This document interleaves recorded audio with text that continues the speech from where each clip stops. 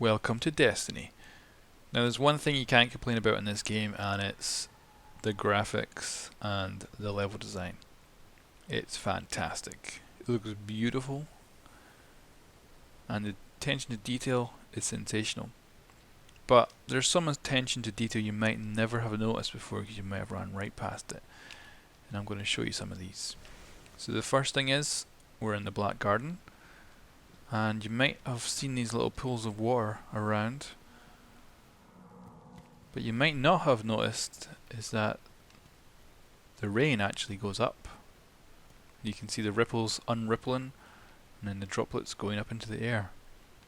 And this obviously has something to do with the Vex's ability to control time, but the fact that a level designer put this in, I think that attention to detail is just astounding, and it looks cool. So there you go. Like, that's just one thing you might have walked past so many times and never noticed. But now, let's head to the moon.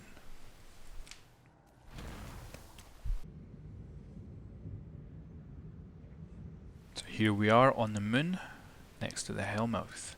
So if you look into the Hellmouth, you might think that that is a liquid or lava. You could even see where it looks to be bubbling away.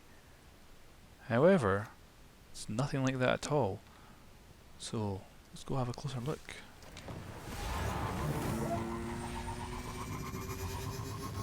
Now, another little bonus thing is that the helium that you can find on the moon is actually a real thing. The moon is high in a special type of helium that can be used as a power source. And it's a real, actual thing that people right now are thinking of actually mining. So this is actually based in reality. And there's a D-News article on it right here. And it could also be what is powering the hive. They appear to have large balls of white stuff, which could be the helium.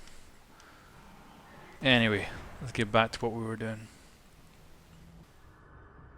So here we are, we're in the Hellmouth now. And we can see all those little green specks, but they're obviously not a liquid, and they're not some sort of lava. If we have a look down into the Hellmouth, it's very white as well. But if we actually come up and get close to this, so like about here, we can actually see what these really are. They're actually glow bugs flying around amazingly. Now there was an atmosphere on the moon when the Traveller created one, but it's long gone by now. But if we do look up, we can kind of see a layer shimmering above us, which might be somehow holding some sort of atmosphere in here that these bugs are living in, and they appear to be living very well and feeding off whatever's probably coming out from there. So it's a cool little detail that again you may never have seen. These little glow bugs just flying around. Although this might have been a design choice because of the limited power of the games consoles, because any pre-rendered marketing material like the trailer for The Dark Below, you can clearly see all the way down into the Hellmouth, and you can see corridors crossing over and bridges.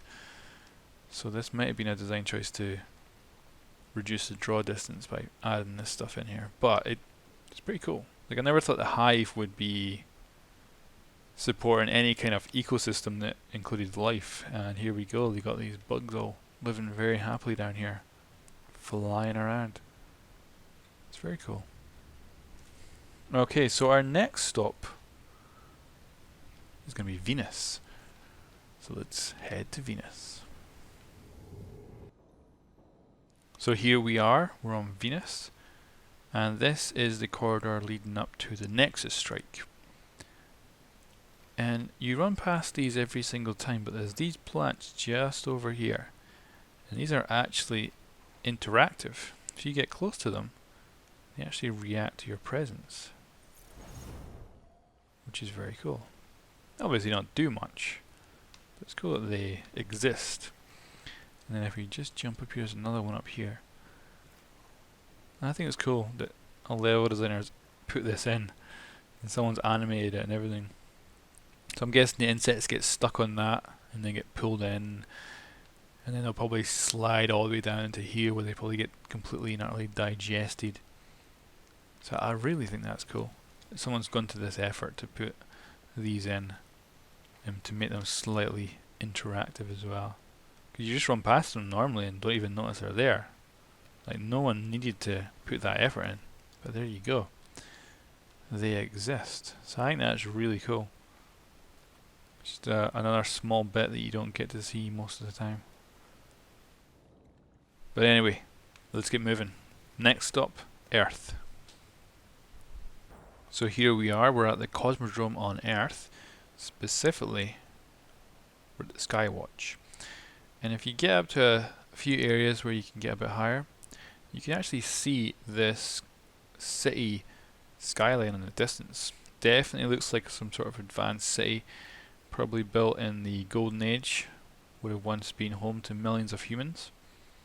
But now I'm guessing probably the Fallen control most of it. But it's very cool to know that it's out there. Maybe we can go visit it one day. It's obviously just a low quality texture at the moment, but maybe one day there'll be a city out there that we can go explore. And it looks pretty cool. It looks pretty undamaged as well. Like, there doesn't appear to be much in the way or any visible damage from this distance. But it's good to know that it's there. And again, it's another thing you can just walk on by without seeing. Okay, so there's one more thing, and we're going to go nearby to visit it. So let's go there now.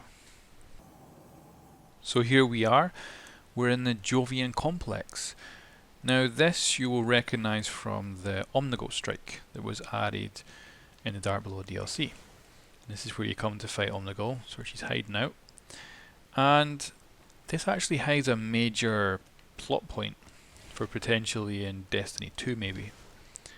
And that is that this place is Jovian complex, and this was actually the communication hub for all of humanity's outposts that were beyond the asteroid belt, or what we know of as the Reef now in Destiny. Now, in the Reef is the Awoken, and the Awoken were originally humans, but they were transformed by the last pulse of light that the Traveller sent out in order to stop the darkness from encroaching onto the solar system. And that transformed humans into the Awoken. However, what's not common knowledge is that past the asteroid belt, all the humans who were colonists of other worlds were transferred even further. And we've actually met one of them before, and he comes every weekend to the tower, and that is Zur. He is actually a Jovian. And if he's any indication, then the Jovians are going to be pretty different from every other species, because he is humanoid in shape but has tentacles for a face. So the potential of what other Jovians may look like is pretty limitless, and there could potentially have very odd and powerful abilities. So I'm looking forward to the Jovians getting added to the game. But that's an interesting little thing that this building hides, the fact that it was actually the communication hub for all those outposts out there. It also could mean that that race is also the most powerful. They have potentially a lot of planets and moons under their control, along with potentially being governed by the Nine. And the Nine are supposedly 9 AI constructs that once defended Earth, or defended humanity, throughout the entire solar system. So they could be easily the most powerful species out there. And I can't wait to see them in Destiny, probably Destiny 2. But yeah, I'm looking forward to that happening, because it's going to be a major kind of plot change. So that's what this building actually hides, the fact that it's the Jovian complex. It's actually a major part of the game in some ways, but it's hidden in plain sight. So there we go, that's my little kind of insight into the things I've discovered that I think are very cool about the game, that are kind of hidden away, not easy to find, or just too easy to walk right past. So thanks very much for watching. If you do have any other things that are hidden in game that you think are cool, then leave a comment, let me know about it. So thank you very much. Bye bye now.